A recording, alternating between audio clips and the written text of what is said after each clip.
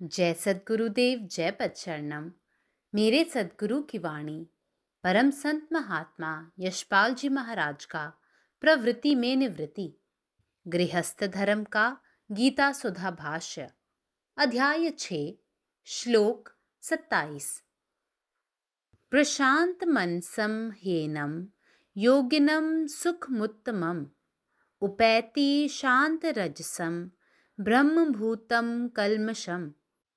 क्योंकि जिसका मन भली प्रकार शांत है, जो पाप से रहित है और जिसका रजोगुण शांत हो गया है, ऐसे इस सच्चिदानंद घन ब्रह्म के साथ एक ही भाव हुए योगी को उत्तम आनंद प्राप्त होता है। मन के स्थिर रहने की आदत के उपरांत कभी न कभी एक बार उसी स्थिरता की सहायता से मन आप से आप आत्मस्वरूप के पास जा पहुंचेगा। फिर उस आत्मस्वरूप को देखकर वह उसके साथ मिल जाएगा। उस समय द्वैत को अद्वैत में समाधि प्राप्त हो जाएगी और उस एकता के प्रभाव से तीनों लोक प्रकाशमान हो जाएंगे। आकाश में आकाश से भी भिन्न जान पड़ने वाला मेघ दिखाई पड़ता है, परंतु उस मेघ के हट जाने पर जिस प्रकार केवल सर्वव्यापी आकाश ही बाकी बच रहता है, उसी प्रकार चित्त का भी लय हो जाता है और सब कुछ चैतन्य के ही रूप में दिखाई पड़ता है। इस सहज मार्ग से इस प्रकार की फल प्राप्ति होती है। Supreme, eternal, pure and uninterrupted bliss comes to the yogin who has through constant practice attained perfectly serene mind, who has calmed his passionate nature, who is free from sin, who has not realized but has also established in the self. Such a one becomes a Jivan Mukta, or one who is liberated while living, who see that all is Brahman only. Om. जय गुरुदेव, जय पदचरणम। कारण ज्या योगीचे मन शांत आहे, जो पापापासून मुक्त आहे आणि ज्याचे रजोगुण शांत झाले आहेत, जो या सच्चिदानंद घन ब्रह्माशी एकरूप आहे, तो परम आनंद प्राप्त करतो। मनाला स्थिर ठेवण्याची सवय लावल्यानंतर एके दिवशी त्याच स्थिरतेच्या मदतीने मन आपोआप त्याच्या खऱ्या स्वरूपापर्यंत पोहोचेल।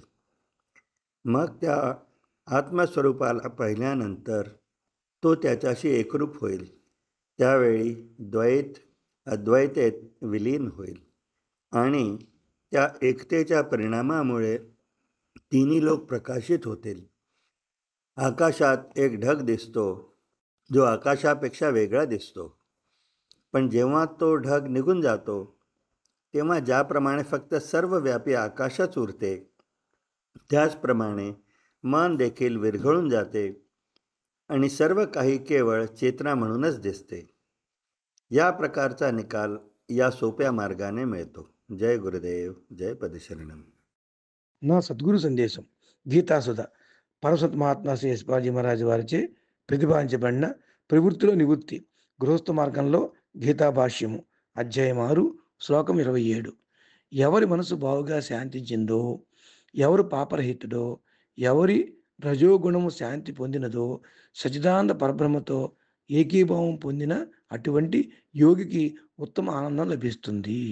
మనసు స్థిరంగా ఉండే అలవాటైన తర్వాత ఎప్పుడో ఒకప్పుడు ఒకసారి ఆ స్థిరత్వ సహాయంతో మనసు తనంతట తాను ఆత్మస్వరూపము చెంతకు వెళుతుంది. పిమ్మట ఆ ఆత్మస్వరూపము దర్శించి అది దాంతో కలిసిపోతుంది. అప్పుడు ద్వైతం అనేది నశించి అద్వైతం అనే స్థితి ఏర్పడుతుంది. ఈ ఐక్యతా ప్రభావంతో 3 లోకాల ప్రకాశవంతం అవుతాయి. ఆకాశంలో ఆకాశం కన్నా భిన్నంగా కనపడే మేఘాలు కనిపిస్తాయి. అయితే ఆ మేఘాలు తొలగిపోయిన పిమ్మట కేవలము సర్వవ్యాపి అయిన ఆకాశమే మిగిలి ఉంటుంది. అదే ప్రకారంగా చిత్తము లయమైనప్పుడు సమస్తము చైతన్య రూపంగా కనిపిస్తుంది. ఈ విధంగా సహజయోగ మార్గముచే ఈ విధమైన ఫలితము మనకు లభిస్తుంది. పరమాత్మ నీవే ఉన్నావు, నీ ఇష్టమే నెరవేరాలి. జై సద్గురుదేవ్, జై ప్రసాద్.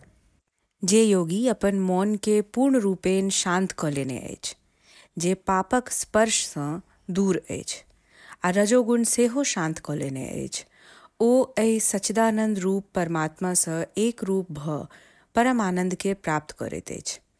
जखन मौन में स्थिरताक अभ्यस्ता भ जाइत अछि तखन एहन समय निश्चित अबैत अछि जखन स्थिर मौन के संबल बनेने मौन स्वयमेव अपन आत्मस्वरूप लग पहुँच जाइत अछि। अपन आत्मस्वरूप के एक बेर देखते मात्र मौन ओकरा संगे एक रस भ जाइत अछि। तखने द्वैतक संपूर्ण आवरण अद्वैतक समाधि में विलीन भ जाइत अछि आ ताई अखंड एकत्वक प्रकाश सँ त्रैलोक्य स्वयं दीप्त हुअ लागैत अछि, जेना आकाश में आकाश सँ फराक बुझ पड़य वाला मेघ उपस्थित रहैत अछि, मुदा जखन ओ मेघ हटि जाइत अछि तखन शेष रहैत अछि केवल सर्वव्यापक आकाश। ओहिना चित्तक समस्त वृत्तिक लीन भ जाइत अछि आ शेष रहैत अछि केवल अखंड चैतन्य जे सर्वत्र एक रस रूपेण प्रकाशित होइत अछि। एहि सहज मार्ग सँ एहि प्रकारक दिव्य फल स्वतः प्राप्त होइत अछि। സദ്ഗുരുവിൻ്റെ സന്ദേശം. മനസ്സ് ശാന്തവും പാപങ്ങളിൽ നിന്ന് മുക്തവും രജോ ഗുണം പ്രാപിച്ചതും സച്ചിദാനന്ദ ബ്രഹ്മവുമായി ഐക്യപ്പെട്ടതുമായ ഒരു യോഗി പരമാനന്ദം പ്രാപിക്കുന്നു. അതേ സ്ഥിരതയുടെ സഹായത്തോടെ എപ്പോഴെങ്കിലും മനസ്സിനെ സ്ഥിരമായി നിലനിർത്തുന്ന ശീലത്തിനു ശേഷം മനസ്സ് യാന്ത്രികമായി ആത്മരൂപത്തിലെത്തും. പിന്നെ ആ ആത്മരൂപം കണ്ടതിന് ശേഷം അതുമായി ഐക്യപ്പെടും. ആ സമയത്ത് ദ്വൈതം ദ്വൈതമല്ലാത്ത സമാധിയിലെത്തും. ആ ഐക്യത്തിൻ്റെ ഫലമായി 3 ലോകങ്ങളും പ്രകാശിക്കും. ആകാശത്തിൽ വ്യത്യസ്തമായ ഒരു മേഘം കാണപ്പെടുകയും എന്നാൽ ആ മേഘം അകന്നു പോകുമ്പോൾ സർവ്വവ്യാപിയായ ആകാശം മാത്രം നിലനിൽക്കുകയും ചെയ്യുന്നത് പോലെ അതേ രീതിയിൽ മനസ്സിൽ ലയിക്കുകയും എല്ലാം ബോധമായി മാത്രം കാണപ്പെടുകയും ചെയ്യുന്നു. ഈ എളുപ്പവഴിയിലൂടെ ഇത്തരത്തിലുള്ള ഫലം കൈവരിക്കാനാകും. പരമാത്മാവ് നീ തന്നെ, നിന്റെ ഇഷ്ടം പൂർണ്ണമാകട്ടെ. ജയ് സദ്ഗുരുദേവ്, ജയ് പതിശരണം. अखिल भारतीय संत मत सत्संग पंजीकृत दिल्ली, मुख्यालय B20 CC colony, Rana Pratap Bagh के सामने, दिल्ली। सत्संग आश्रम संत यशरूप तपोभूमि परिसर, अनंगपुर, जिला फरीदाबाद, हरियाणा।